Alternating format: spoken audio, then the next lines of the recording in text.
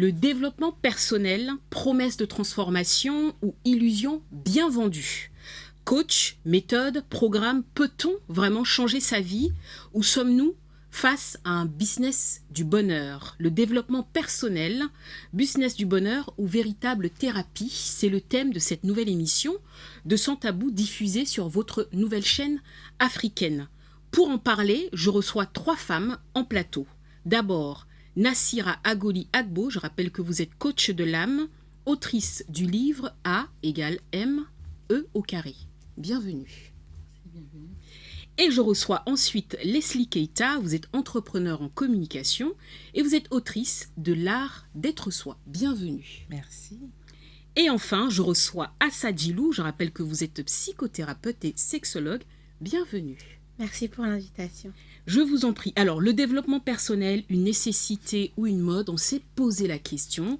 Et pour cela, on s'est rendu dans les rues d'abord de Yaoundé pour savoir ce que les citoyens ont pensé. Je vous laisse regarder et on revient tout de suite après. Honnêtement, à mon avis, tout ce qui existe dans ce monde a son utilité.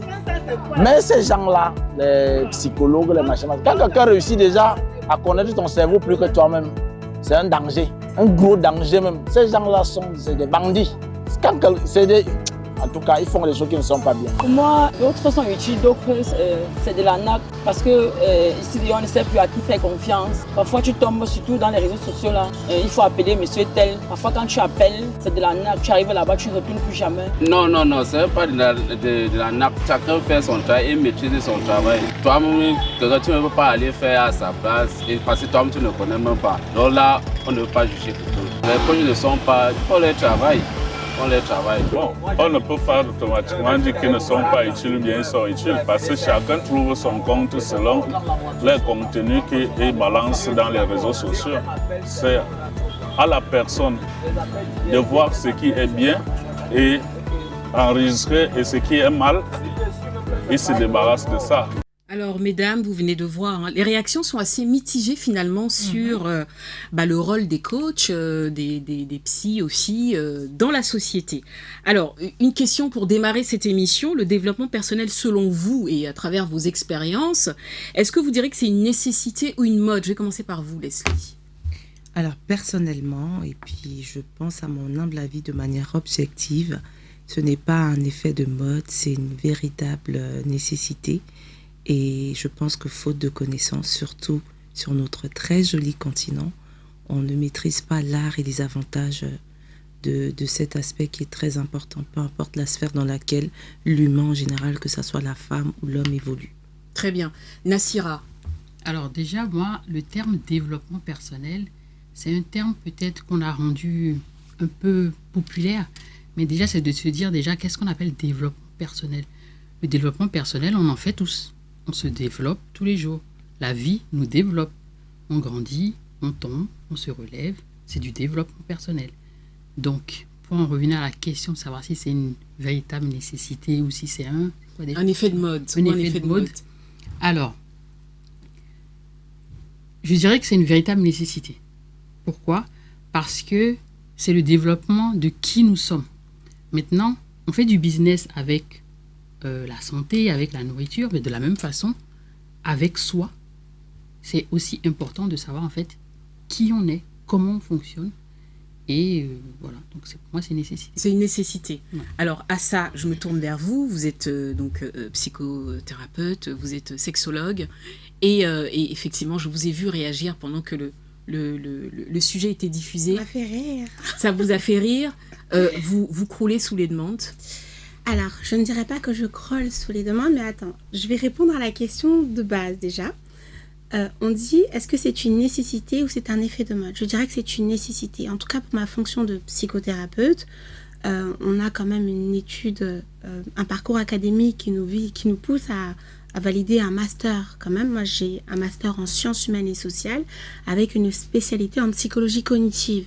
Donc, ça veut dire qu'on nous accompagne à connaître et on fait l'étude de l'être humain pour l'accompagner lui-même à comprendre des éléments qu'il n'a pas identifiés dans sa propre personnalité et dans ses propres besoins.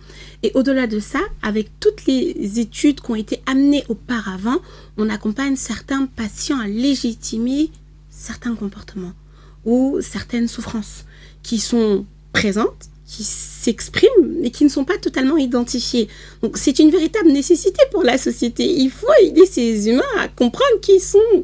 Donc, c'est important. Alors, mesdames, vous avez chacune des parcours assez inspirants. C'est d'ailleurs pour ça que vous êtes là. Leslie, vous avez rédigé un livre, L'art d'être soi, dans lequel vous expliquez la nécessité de regagner confiance en soi, l'estime de soi. Et moi, je voudrais savoir, vous êtes partie de quel constat ? Alors, c'est simple, le constat était le suivant. Beaucoup de femmes, parce que je vais prêcher pour ma paroisse en tant que femme, j'ai fait le constat que beaucoup de femmes pensent se connaître et en réalité, elles ne se connaissent pas. Et pour avoir été moi-même de ce côté de ces femmes qui ne se connaissent pas, il est arrivé un jour où je me suis posé des questions, mais mince, la vie là, qu'est-ce que c'est ? Qui je suis réellement ? Et je me suis retrouvée en face, à mon âge adulte, d'une jeune fille qui s'est dit, mais en fait, qui je suis ? Est-ce que je suis seulement la somme de tout ce que l'on dit de moi ? Et j'ai eu cette envie de me dire, mais en fait, je ne me connais pas, c'est le constat, et 2, je suis encore en vie, il faudrait que je réalise le plus beau voyage au monde, selon moi, à savoir partir à la conquête de moi-même, me découvrir, savoir qui je suis et faire de mon identité ce Graal, faire de cette connaissance de soi par soi-même un outil pour pouvoir s'aimer déjà, se célébrer et puis être épanoui aussi bien dans sa sphère privée que professionnelle. Donc voilà.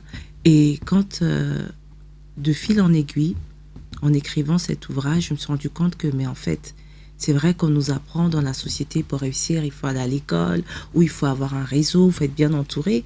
Mais la base, c'est quand tu connais ton identité, quand tu es en capacité de savoir qui tu es réellement, tu as, je pense, la capacité d'avoir une bonne estime de toi, d'avoir confiance en toi et de pouvoir être véritablement celle que tu veux être.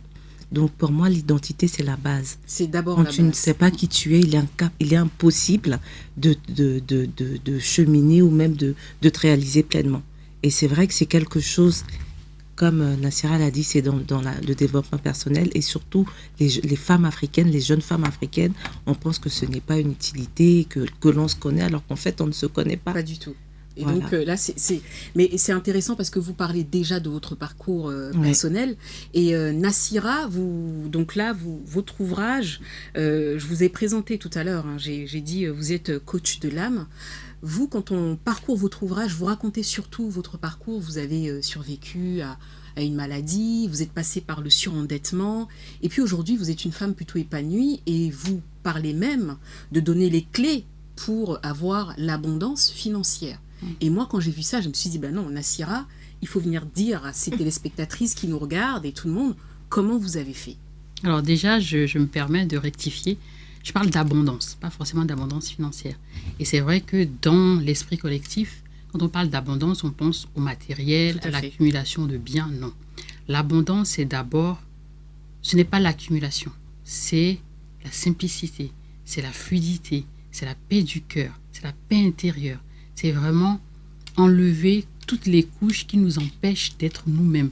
Pour moi, c'est ça, être abondant. C'est, donc du coup, dans mon livre, je parle de donner des clés pour manifester l'abondance.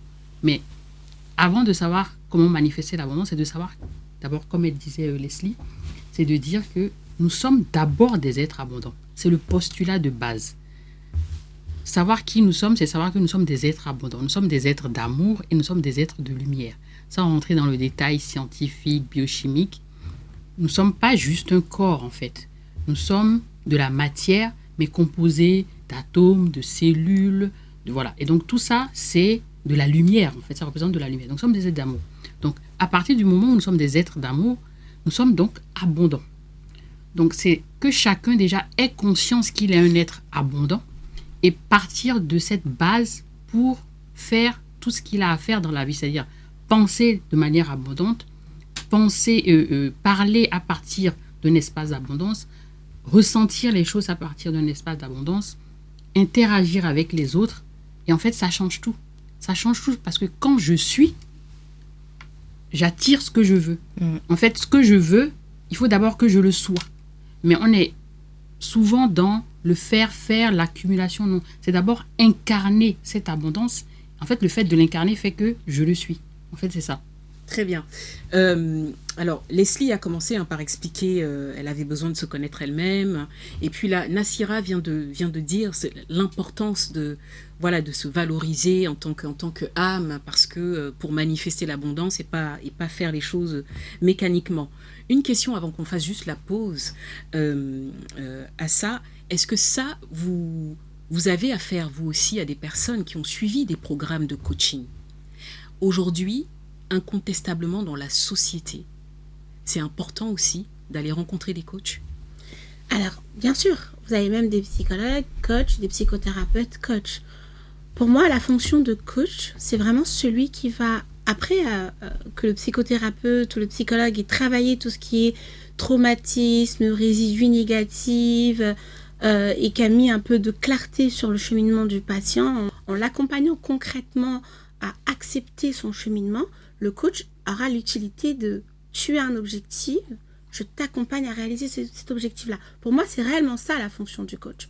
Tu as un objectif, je t'accompagne, je te donne les outils pour qu'en autonomie, tu puisses atteindre cet objectif-là. Et le coaching peut être sur le développement personnel, sur l'aspect financier, sur l'organisation et plein d'autres éléments qui peuvent toucher l'équilibre et le bien-être, concrètement, du patient. Vous avez même des coachs sur l'aspect professionnel. C'est pas mauvais un coach. Le problème, il réside quand le coach essaye de peut-être entraver sur le travail du thérapeute en allant vouloir soigner certains aspects qui ne sont pas de ses compétences de sa sphère, bien totalement. sûr.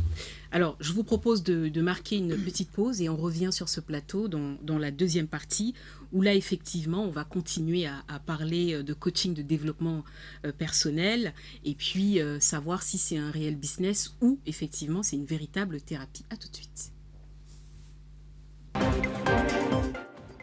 NCA, désormais sur Free.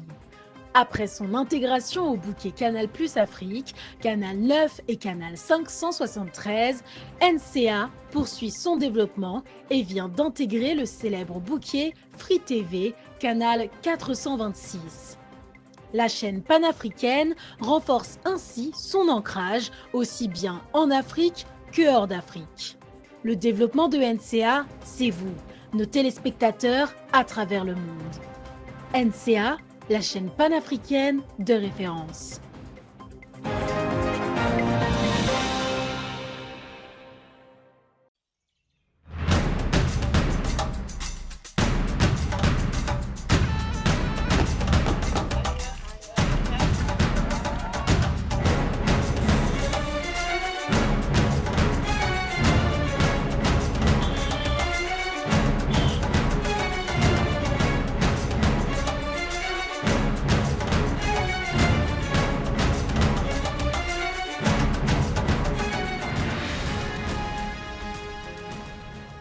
NCA, la nouvelle chaîne africaine. NCA, the New African Channel.